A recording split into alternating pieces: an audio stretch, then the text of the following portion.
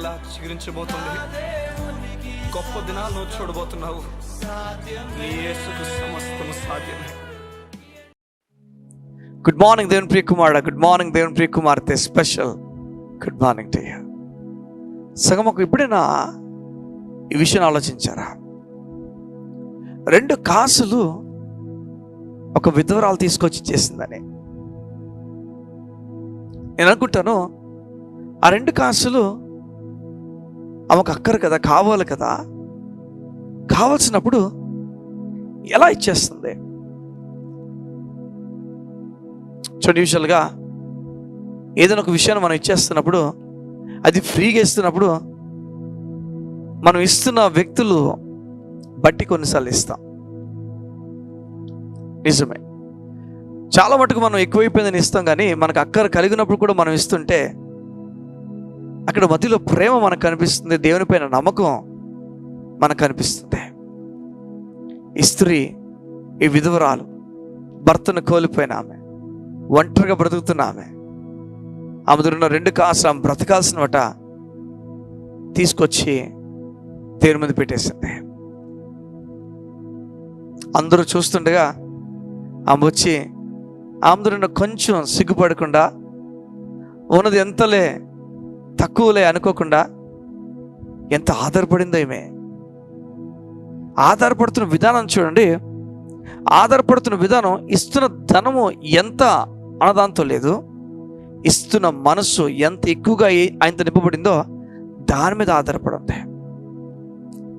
ఈ మధ్యకాలం నువ్వు అనుకుంటున్నావు యేసే గురించి చాలా చేయాలని. నీ హృదయం నిండా నింపబడుతున్న ఈ విషయం అవుతుందో అది ఈ స్త్రీలా నింపబడాలి. దేవుని కోసం మనం చేసే ప్రతి విషయం కూడా ఈ స్త్రీ వల్ల నింపబడాలి. నేను అందరిలా చేయలేనండి, ఆయనకు నేను చాలా తక్కువ చేస్తాను, ఎందుకంటే కారణం నాకు అందరిలా జాబ్ లేదు కదా. జాబ్ గురించి దేవుడు మాట్లాడలే, ఇచ్చే ధనం గురించి మాట్లాడలే, నువ్వు ఎంత ఇచ్చావు లేకపోతే ఎంత చేసావు, ఎంత ఆయనకి సమయం ఇచ్చావు, దీని గురించి మాట్లాడలే. మనసు గురించి మాట్లాడుతున్నాడు, విశ్వాస పరిమాణం గురించి మాట్లాడుతున్నాడు.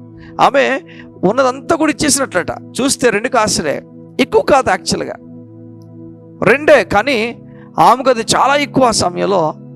కానీ ఇచ్చిన ధనం కొంచెమే, కానీ విశ్వాసం మాత్రం చాలా గొప్పదే.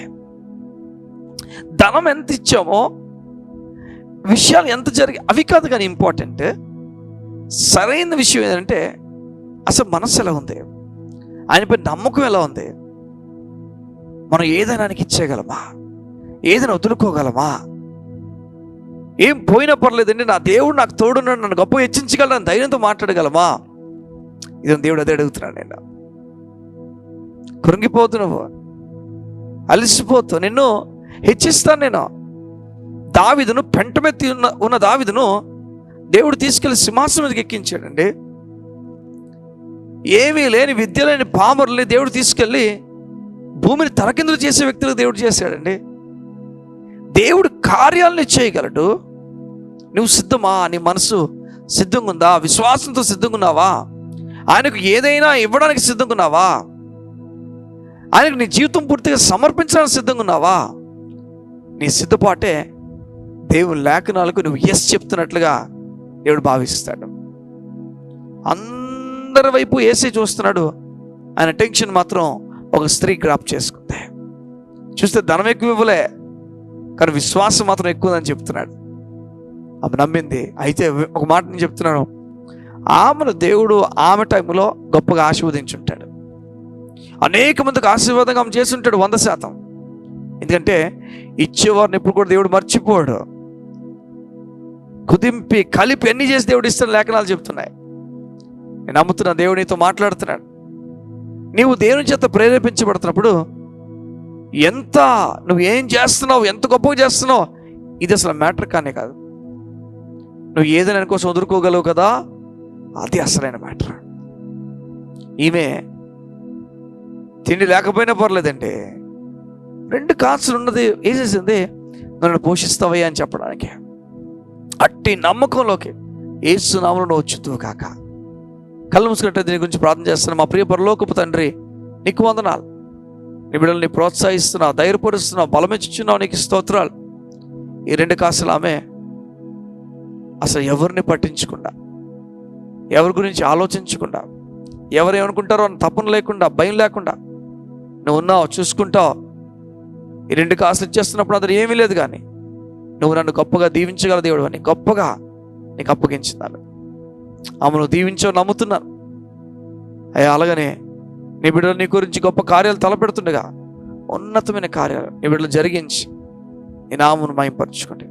బలమైన దేవుని నెమ్మది నీ బిడ్డల పైన మీరు చూపించమని అడుగుతా.